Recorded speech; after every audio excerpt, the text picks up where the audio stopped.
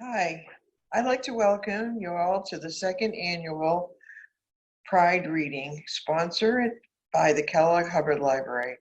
I'd like to give a special thanks to Michelle Singer for all the effort she's put into working with me to organize this event.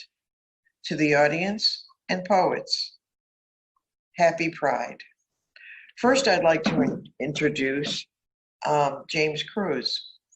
James is the editor of Healing the Divide, Poems of Kindness and Connection, and he is a regular contributor to the London Times Literary Supplement.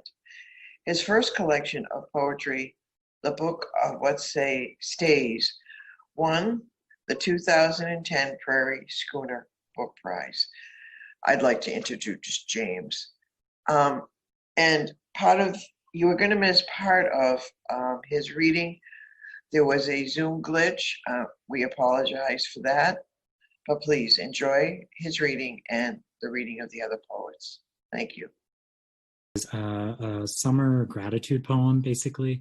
So I don't know if you guys have ever seen these before, but there are these tiny little cucumbers called salt and pepper cucumbers. They're very pale, and I adore them every summer whenever they finally come in. It's just a pretty short season, and you eat them with salt and pepper on salads, things like that. And so this was written a moment when we were harvesting those in the field, and I just felt this like wide sweep of gratitude for where I was and where I am right now. So this is called More.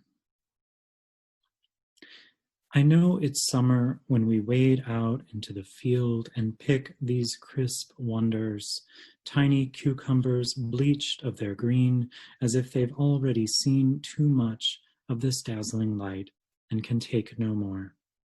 We eat them sprinkled with salt and pepper as their name suggests, crunching through flesh so sweet it's like that of a melon. I've never seen them for sale in grocery stores, but they grow here in this soil, out of which my husband could coax almost anything with his sure touch and sharp attention. He snaps them from stems with flowers still shriveled at the ends, then hands them to me like the gifts they are, and I take each one into the bowl of my hands, a wandering monk finally at home among rolling mountains swaddled in trees and stones heaved up as round as eggs from sandy loam. So much already alive between us, so many blessings threading our days like the gold of sun, yet here I stand, holding this bounty, begging for more. So thanks everyone for listening, for gathering today. Thank you, James. That was wonderful. Thank you. Next, we're going to introduce Judith Chalmer, and she is the recipient of the Arthur Williams Award for Meritorious Service in the Arts from the Vermont Council, and she'll read from her second collection of poems, Minnow. She currently serves on the Board of Vermont Humanities and lives in Burlington with her partner, Lisa. Welcome, Judith. Thank you so much. Thank you, Linda, for organizing, Michelle and the Kellogg Hubbard Library for organizing. So appreciate that. And it's so wonderful to see all your faces and names. It's so sweet. James, I loved hearing those. Your poems just, beautiful detail and beautiful thoughts. So I'm going to be reading from my book, Minnow, which was published in February by Kelsey Books. If you'd like it, you can order it from Kelsey, K-E-L-S-A-Y, or from any local bookstore. You can also get it on Amazon, etc. As you can tell from the title and the cover, it's a book that's sort of steeped in natural detail. And most of the natural detail is derived from public places, state, municipal, national parks. And when I tried to make that my appreciation for people who care for and protect those public natural spaces a part of my acknowledgements in my book. And then after I learned of land recognition, which is a request by Native American peoples and Abenaki people here in particular, that we acknowledge that we are on unceded Abenaki land. And so I want to just make sure that that's part of all of my readings. The book is dedicated to Lisa, my love, my spouse, and the natural world and that love is intertwined through the whole book. And it is also my hope that it's a celebration of the place of our love in the natural world. So I'm going to start with the poem that's going to take us on a quick week-long journey through a park. Daybook. Sunday. September clouds trail the hillsides, misty eyebrows and sighs. Monday. Pancakes a little burned. Gold leaves spend all their luck on scent. Tuesday. You, a splash of yellow, you, the sun in the brook, our legs twined like branches. Wednesday, the dog lolls on the rock, ducks murmur to the reeds, layers added and shrugged off. Thursday, the tall reeds cupping their hands, the fire sputtering awake, quiet path to the bathhouse. Friday, the last hour of the day with its heaving, its hike, everything thrown together.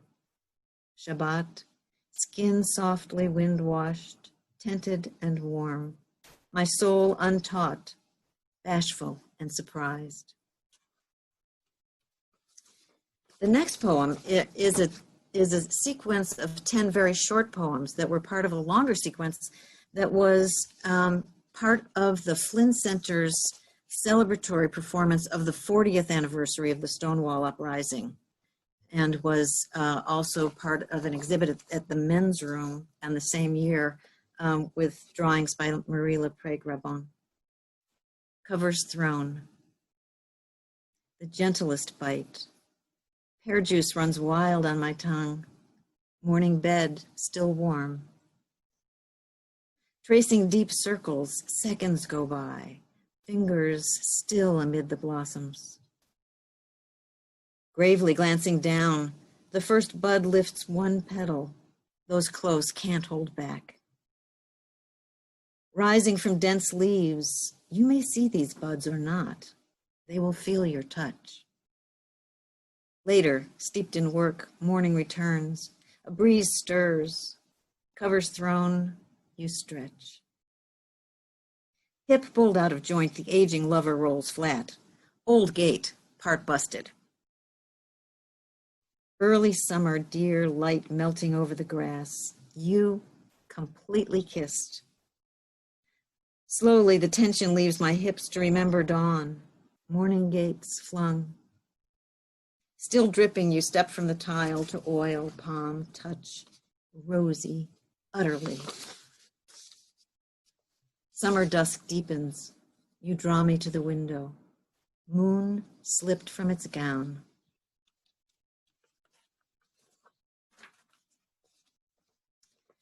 The next poem is The Plate. I apologize for casting us back into winter. Along the road, the winter birds are stuck to the trees. It's cold. Chocolate doesn't last an hour on the plate. Something's wrong in the middle. Swallowing is hard. The birds hang round as apples, no more than an arm's distance up.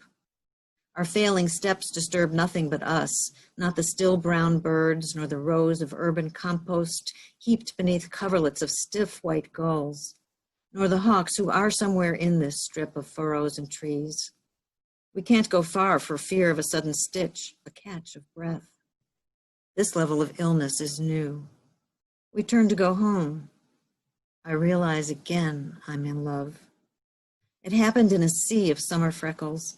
It happened as camembert softens in its skin, impossible to refuse. Fingers full, I'm stuffed with love. Before I knew it, the square and the oval, angled jaw, wondering brow, incalculable thin rays, all residue of smiles. were drilled into my mind, described more distinctly, more convincingly than any text I've ever learned. There are tests for what hurts her, ports and plastic tourniquets. The birds pillow their hearts in stillness. I try not to worry. I try a few foods. Neither bad joke nor limerick helps. But alone, while she sleeps, the sound loosed from my throat sings, helpless and bare as any beast alive on legs to dance across ice in the glittering night. I am granted a great love.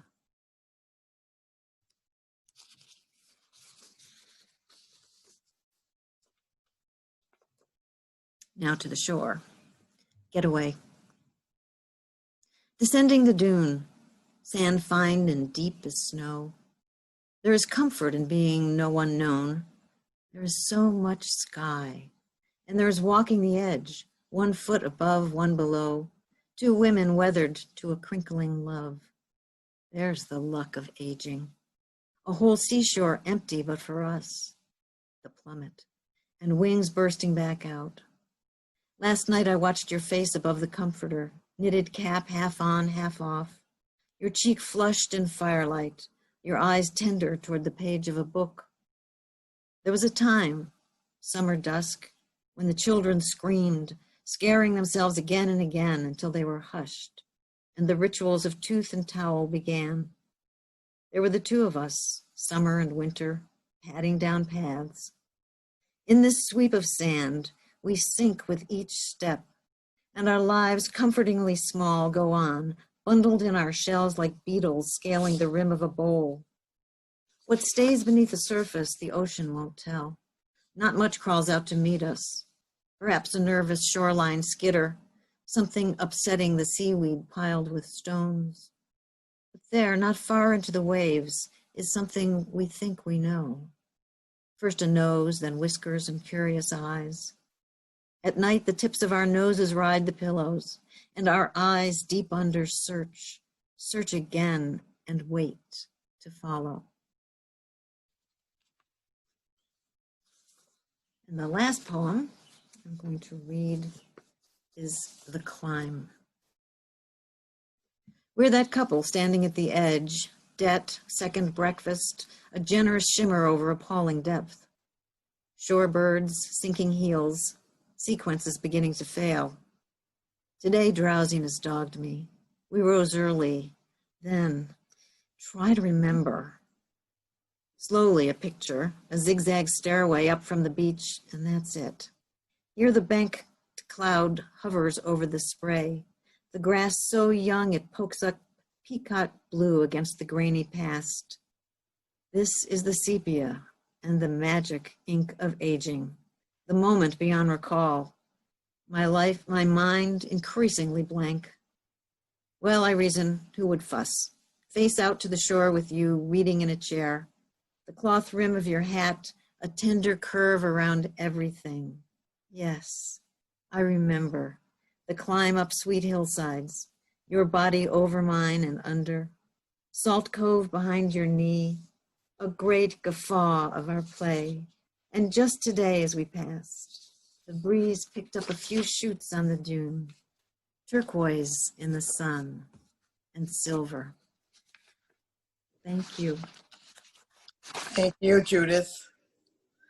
Next, I would like to introduce Holly Painter.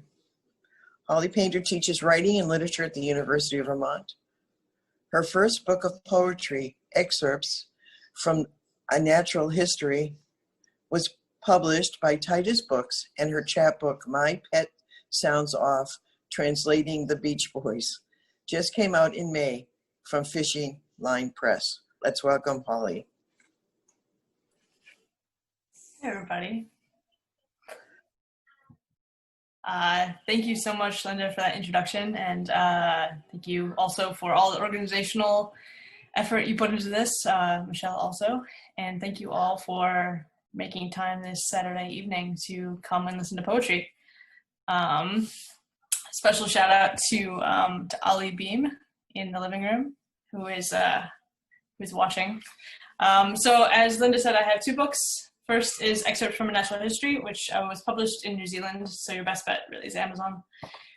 And then my new one is My Pet Sounds Off, which has got a nice sort of summer landscape here. I'm not going to be reading from either of these tonight. Instead, I've chosen a selection of kind of more autobiographical poems that span a real range of time and are very queer. So they're on my computer. So I'm going to do the awkward thing where I kind of do the teleprompter. I'm like reading while looking at you. So the first one is called Assembly. Assembly. Who knows how to do a push-up? I need volunteers. Jumping Jack jogs around the stage as he talks.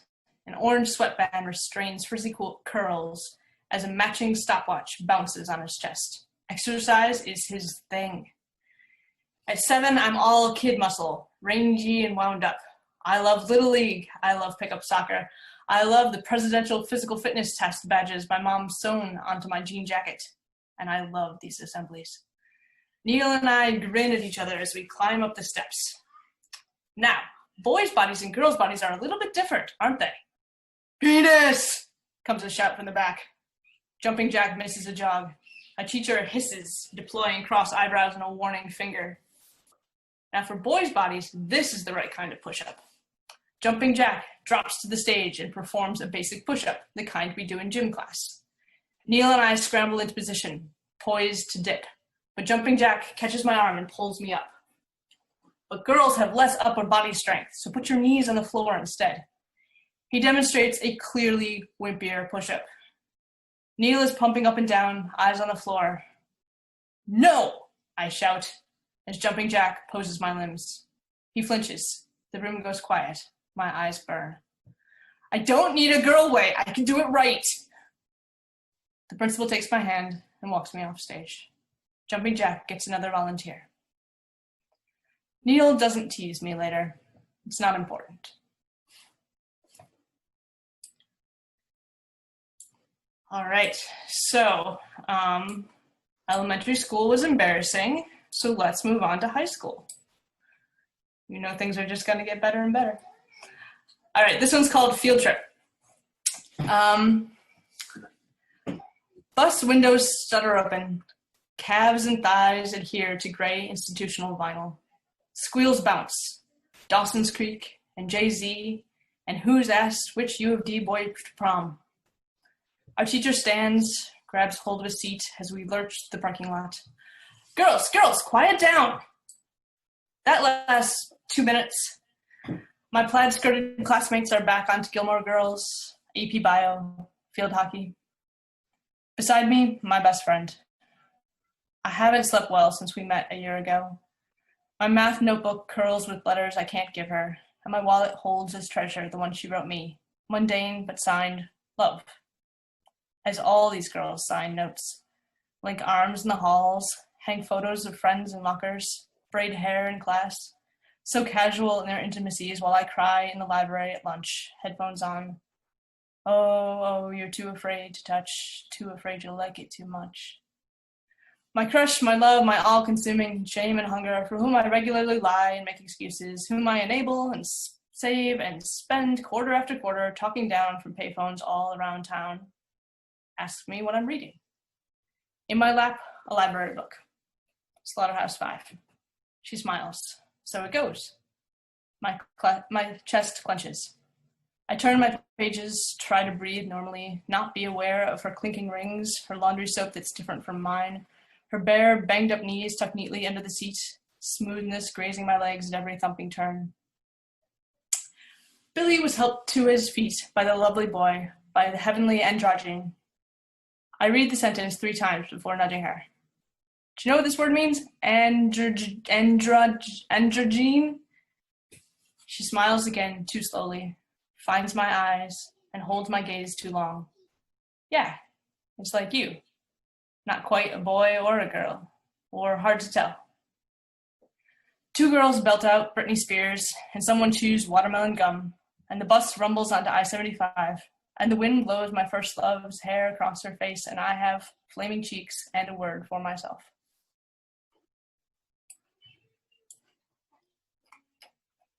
Okay, so I have a lot of my poems happen in cars, on buses, and things. I'm from Metro Detroit. I feel like that's normal.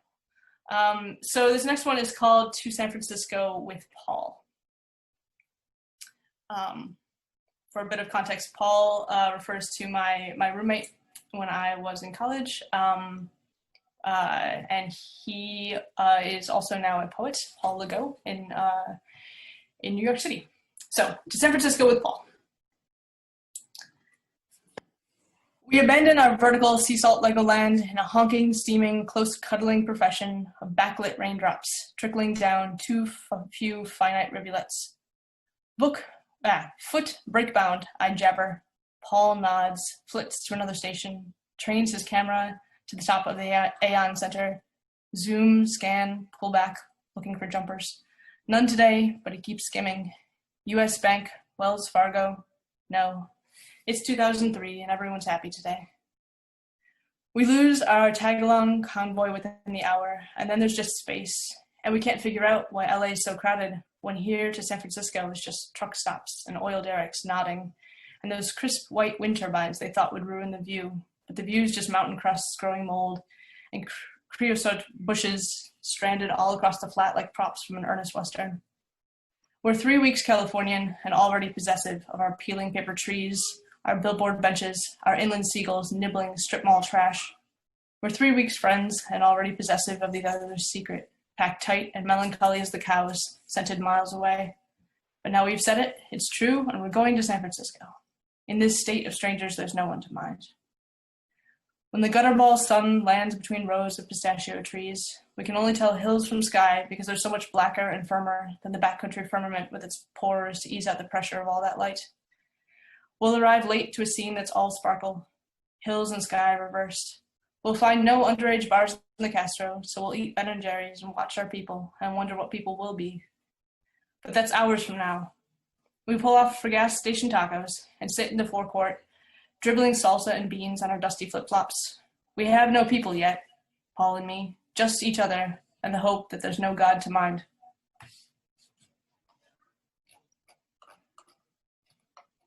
All right, I have 2 more. This one is called Her Blue Moons, and it is set in New Zealand. She comes at last after months of drought, of shepherd boys drinking the dew of the fields, of zebras sharing the watering holes of lions. She comes at last with the rains from the north, the flash floods, the urchins who take to treetops like kites, the delicate monkeys who can neither swim nor drown. She comes at last in the chill of an antique moon, sallow but for china blue hairline fractures around the eyes, and she wrestles a pocket button for the last dry cigarette. When her fingers scissor between mine, the dance she drags from our feet, 1, 2, 3, 1, 2, 3, 1, 2, 3, is us past the glow of whitewashed warehouses, across the bridge where children watch cars burn time-lapse streaks in the alleys, past the sagging marquees of an autumn fairground where silhouettes of stiltmen gather fog in the clearing, past the dairy and the post shop to a student flat with 3 flatties, a wood stove, and David Attenborough on the television telling us we're missing almost everything. So I'm going to sort of circle back to, James started with a poem about fear and anxiety.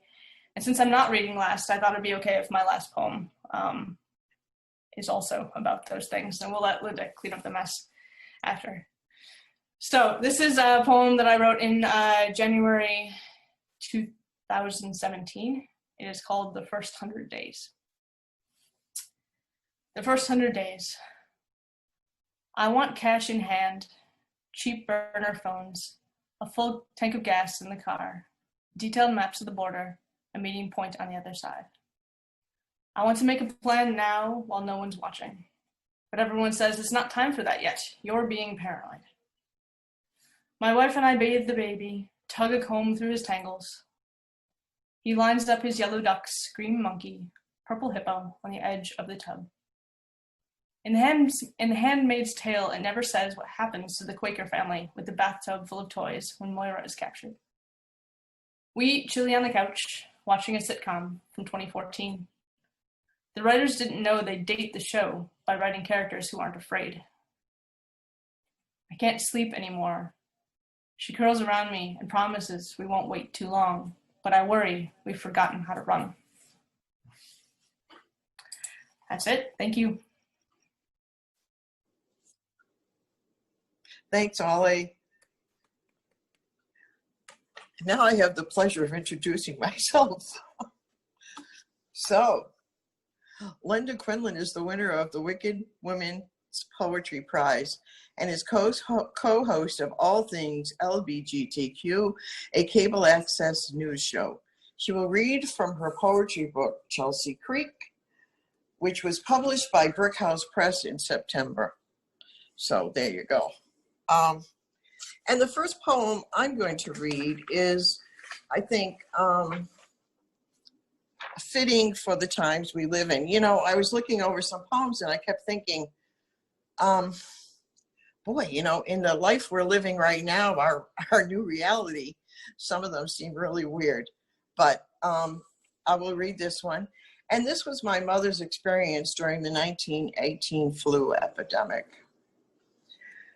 This is not a parade, though there are flags waving, carriages pulled by horses who want to gallop on the curb. My mother's toes play with pebbles stuck between the cobblestones. She is 9 and the oldest child. The only white horse passes, canters sideways, reined in. He jumps, bumps the wagon in front. The driver sighs from the closeness, a crunch of bodies and bones, the unmarked graves. A hand grabs for her hair as a body slides off the wagon. She jumps back, stares at the fingers, the wrinkles in the clothes. She runs into the house where her father's pipe is cradled in solid mahogany stand. Her mother's heavy green curtains are drawn tight against death, and everything vanishes into the darkness. So,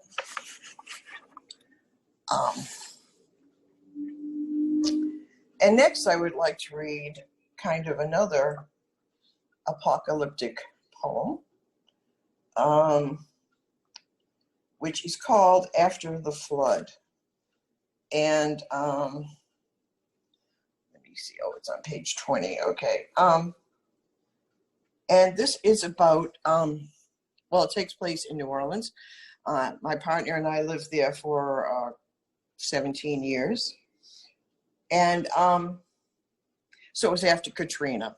I also want to explain that there's a line in this called second lining, which is, if people don't know what this is, it is like when people are playing blues or jazz or a death march, or, you know, you see people with like handkerchiefs that are going like this, or umbrellas that are going like this. That's called second lining. So it is in this poem, After the Flood. She died after Katrina, her lungs filled with fluid, not from the flood alone, but from the coughing of toxins and fallen houses.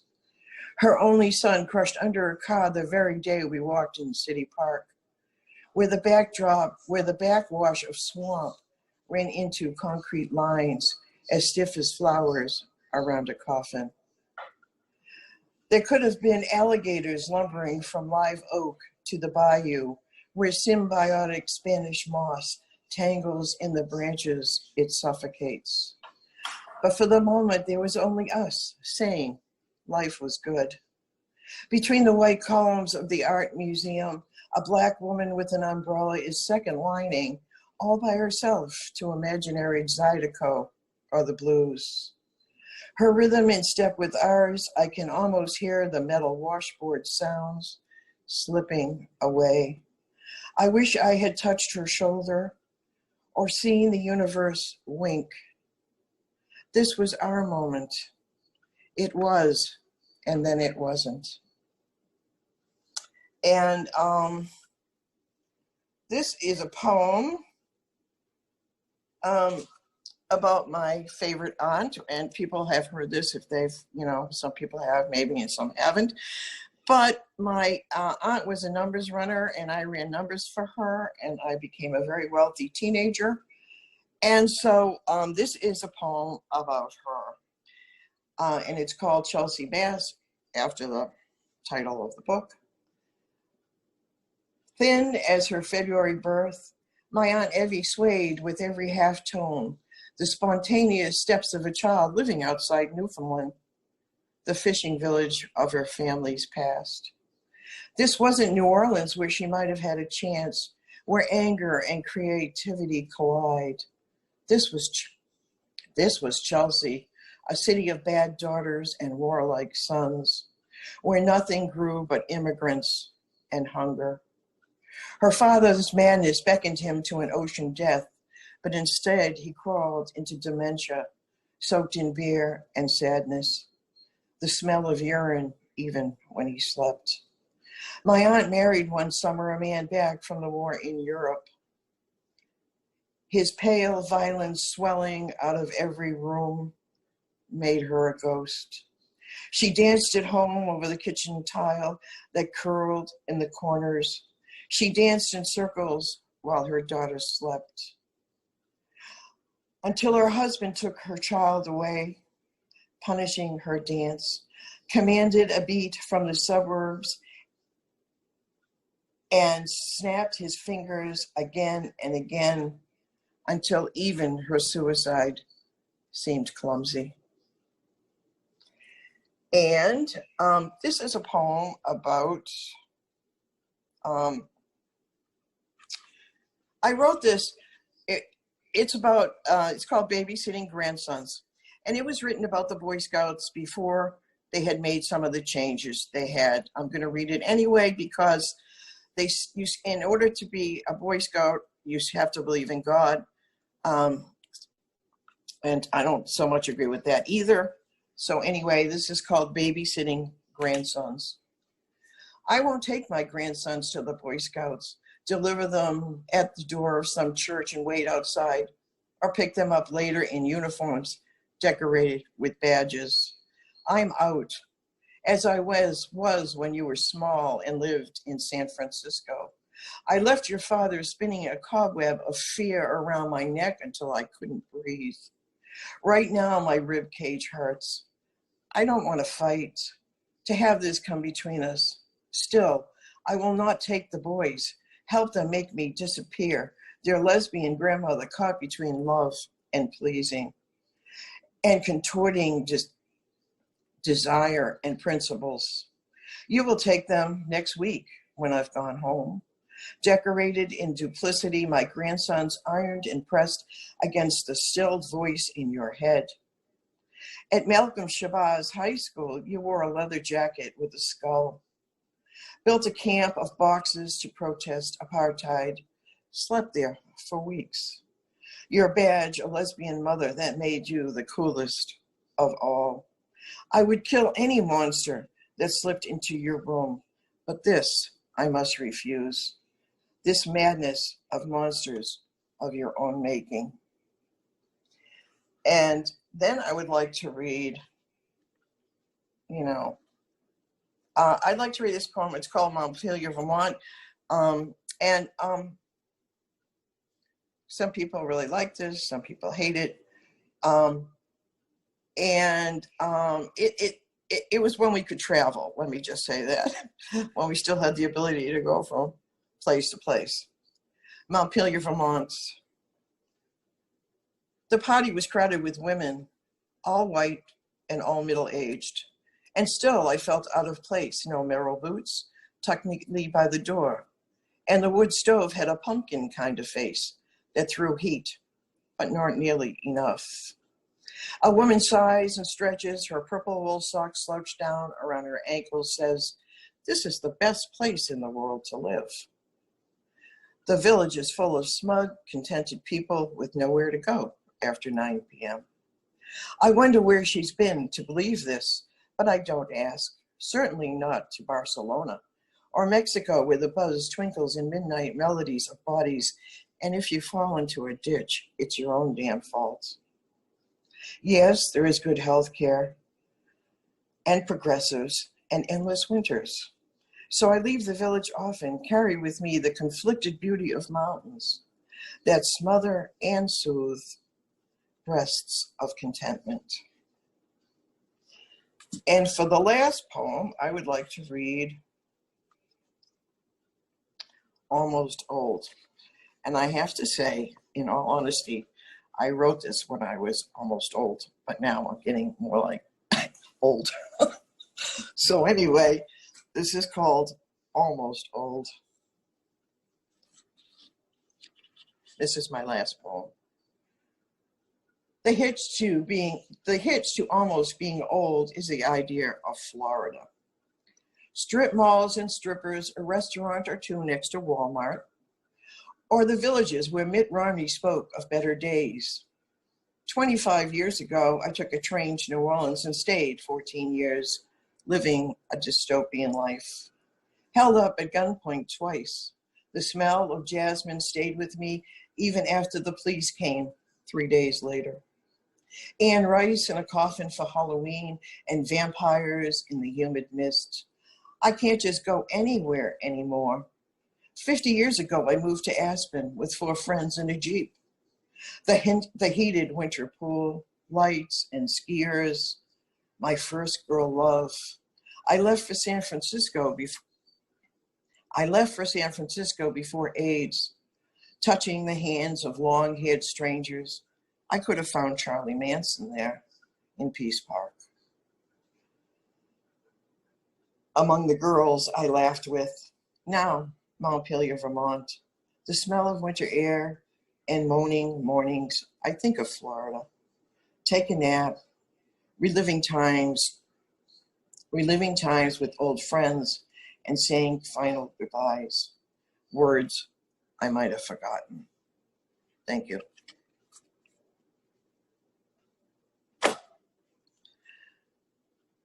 So now we're going to have a little talk back. I hope Michelle is here because I can't really see everybody and I can't see hands that might be raised to ask questions. So if anybody has any questions, you could try raising your hand. If that doesn't work, you can just shout out, I guess. So if anybody has any question, please feel free.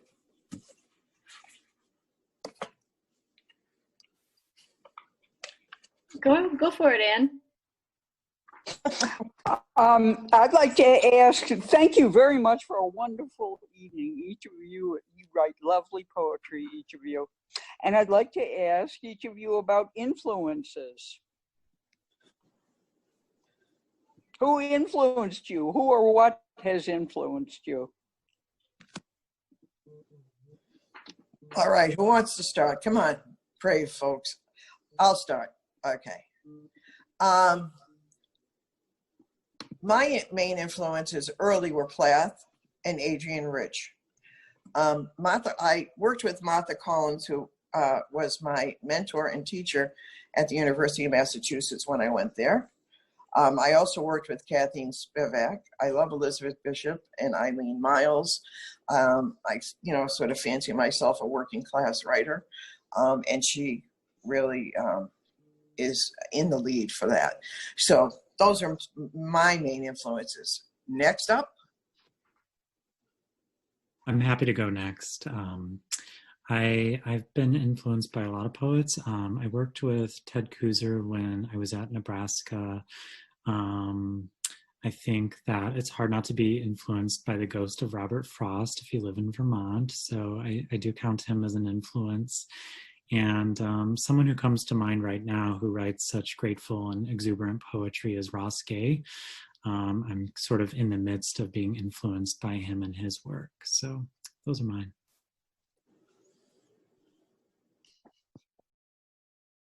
Judith?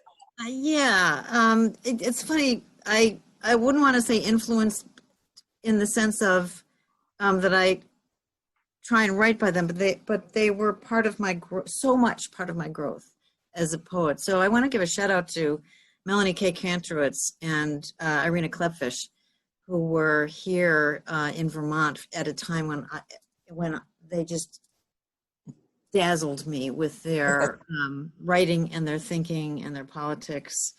I I also love Marge Piercy. I was studying at Vermont College when Mark Doty was there, and he was just amazing. I think in terms of naturalists, I've been, Annie Dillard, I just fell in love with her early on, and have been reading Kathleen Dean Moore.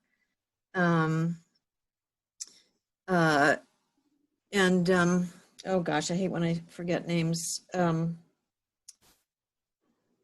I'll just have to save this one for another time. You all know who she is. And yeah. Okay, thanks. Yeah. Holly, you have anything? And you asked me this when you interviewed me in November, and I didn't know what to say then either. But I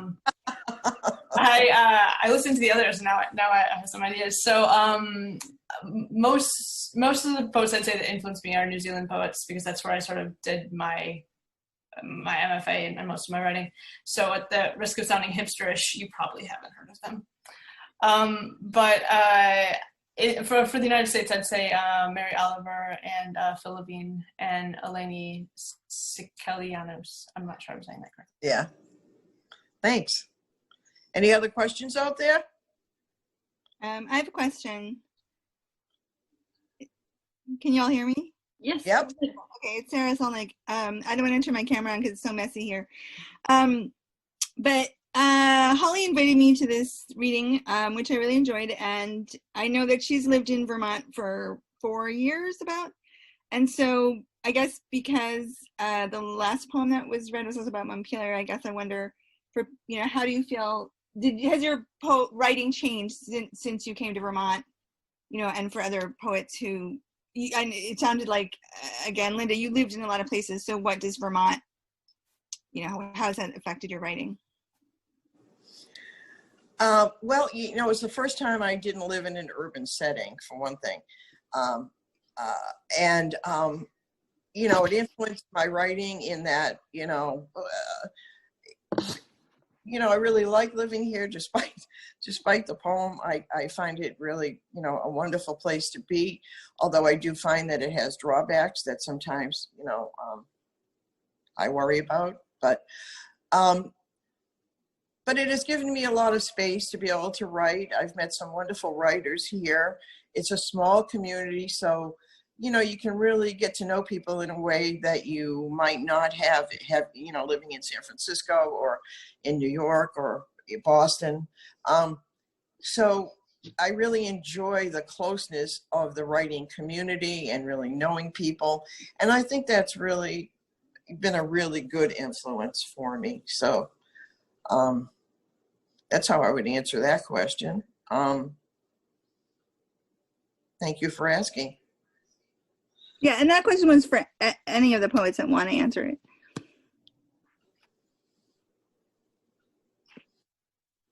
I'll take a stab at that. So I think that for me, I would echo what Linda was saying about the community. This is the first time since grad school that I'd had a kind of group of writers to bounce things off of in person. As far as the sort of influences of Vermont,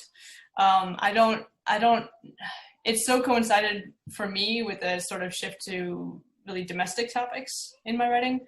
There's less of this driving around and having sort of ill-suited romances, and more kind of, I guess the quarantiners were the good symbol of it, of a lot of stuff in my neighborhood. A lot of my poems are about, recently I wrote a poem about teaching my 5-year-old to ride a bike while discussing police brutality. And that's sort of a real national issue, but a very small scope of writing around my neighborhood and writing about things that are very particular and close to home.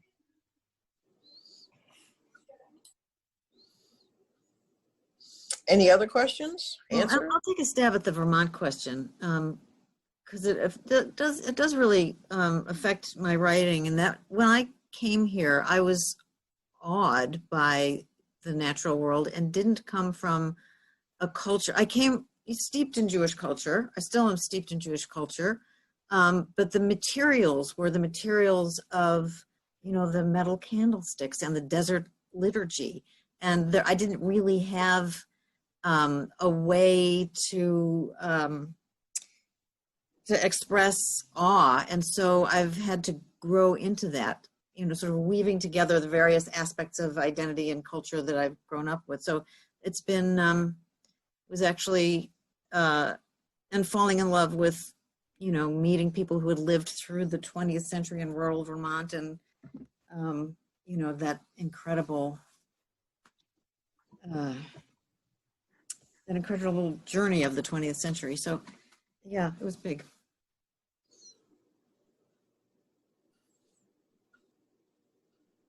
Any other questions out there? Christy?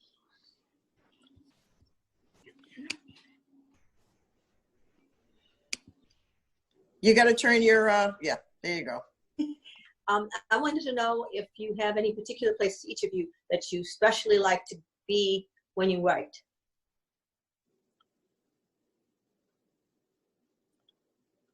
Okay. I like to, where you like to write? Yeah, like where's the place?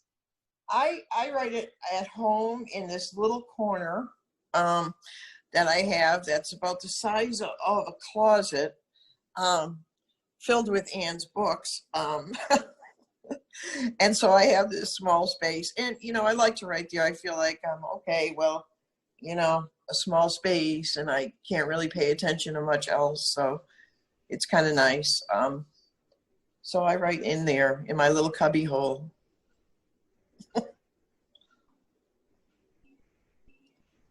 Yeah, I can write anywhere that's quiet and private. I usually tend to write well after a long walk in nature. So, after a walk or hike in the park, usually a couple of lines are just kind of knocking around my head. And so I try to go somewhere, even just in the car, and just get those down and see what they want to be. So I can write anywhere, but usually spending time in nature somehow gets things going, or just moving somehow.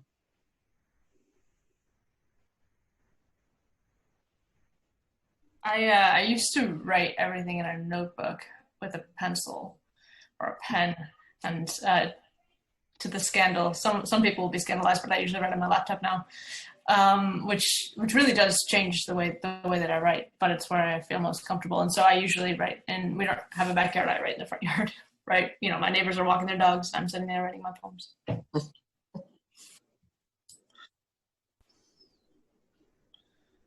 Any other questions out there? Thanks, Christy. Susan Marie, you're up. Oh, thanks. Thank you all. A couple of your commentary around the poems or your answers to questions have referenced like different periods in your poetic output. And I'm just curious whether those periods are only obvious in hindsight, or whether sometimes in your creative work you really deliberately say, now it is time for a new thing, and I'm going to turn in this new thing and not do that old thing anymore. Or maybe it's just a mix of both, but I don't know, I just found that sense of periods really interesting. So I was wondering if some of you could talk a little bit about that.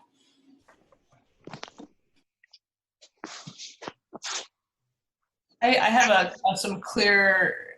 I have written a number of sort of project manuscripts that are maybe a little bit on the gimmicky side, but are I like setting myself weird tasks. So like my Beach Boys book is very distinct. There was the time, which was about 7 years ago, that I wrote these poems, and they were about the Beach Boys. And then I've recently written a book of hasn't been published yet, but about cryptic crossword poems, and it's a very particular form that I've invented. And so it's easy for me to sort of delineate, now it is cryptic crossword time, now it is Beach Boys time. But the more autobiographical stuff, I just kind of write whenever it comes to me, and that can be any time. And then I later try and figure out what it goes with.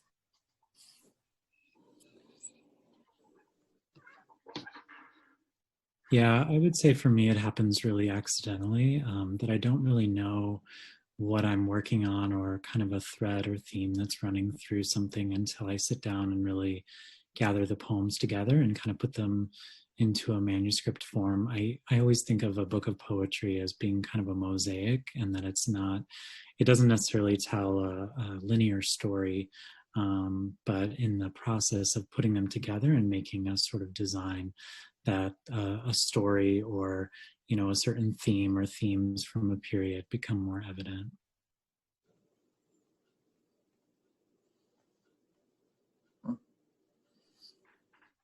Rachel, did you have a question? Yes, I do.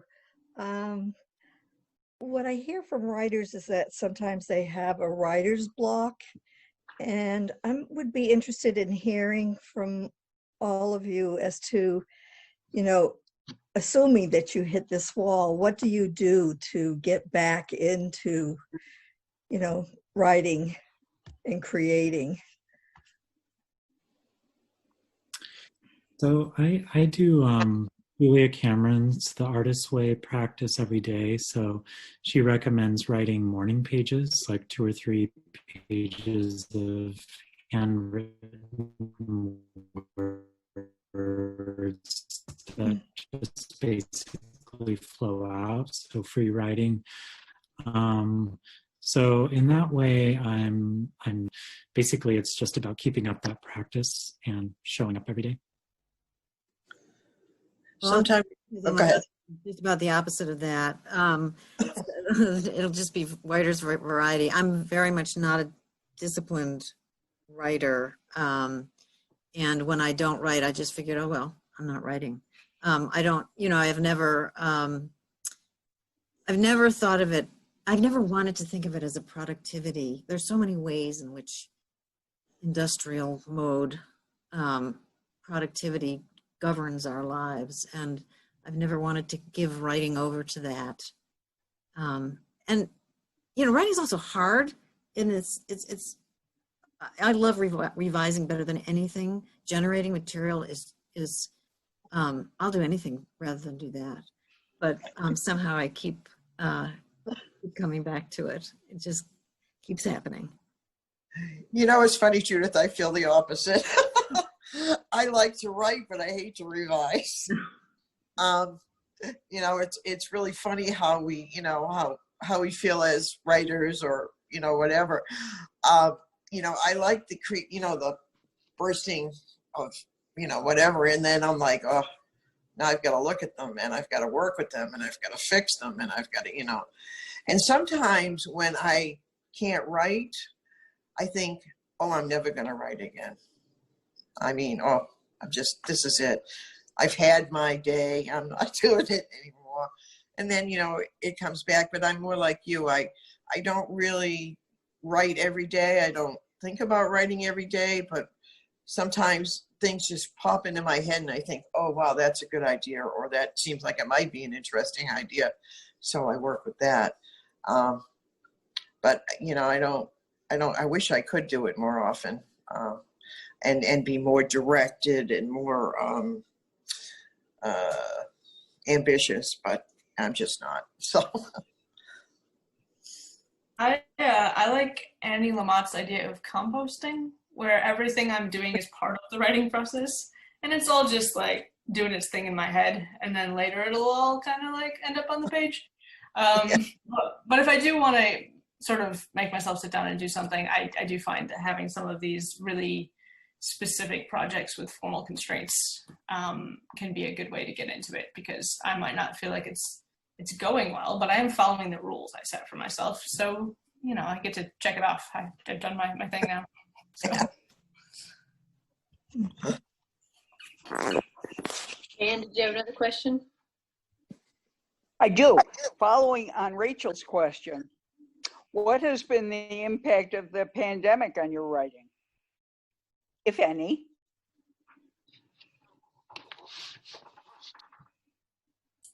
I'd love to start with that. We had a baby in January, so he's a pandemic baby, and we also have a 5-year-old, and also jobs. So I have written 2 full-length poems since the beginning of the pandemic. And I don't really see my productivity really rising from there. It's going to be a while, I think. So it's all composting. It's working on composting. I've had some difficulty writing during the pandemic. I feel myself very distracted. You know, I'm either watching the news or I'm obsessing about one thing or another. And, you know, so I found it a little more, you know, a little more difficult. It just, I don't know, it seems out of worldly. And also, it feels like whatever you write is kind of like, well, if you're not writing about the pandemic and how awful it is, you know, what is there to write about? You know, so I'm struggling with that personally. I think I will pass through it at some point, hopefully, but I agree, Holly, it's really hard to, you know, keep going.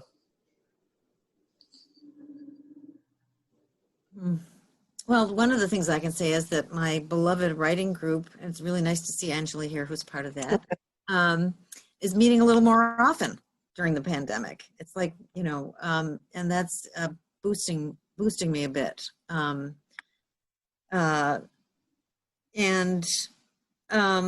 also want to, when we think about the pandemic, I also want to talk about the pandemic of racism. And so in terms, this is more about the ways that reading is part of writing. And that is that I have been wanting to learn more about, since I've been writing nature writing, I want to learn more about African-American nature writers and environmentalists. And so that's been, you know, something that I've been doing and been interested in part because I think that one way I could look at my book is wandering around in public spaces in safety derived from white privilege. And, you know, I wanted to ask myself, well, what is an authentic response to that? And that authentic response is learning. So, and reading. So anyway, that is to me really related to the question about pandemic.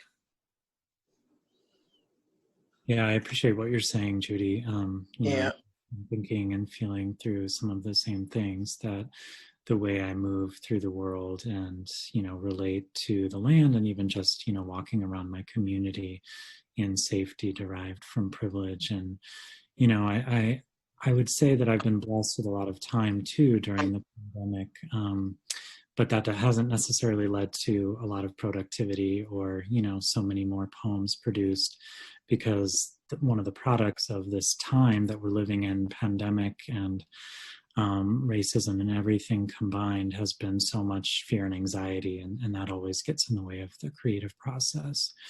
But I have noticed that the more time I spend online and reading the news or watching the news, the less I write. So there seems to be a correlation there. Yes, I agree. Okay, I think we could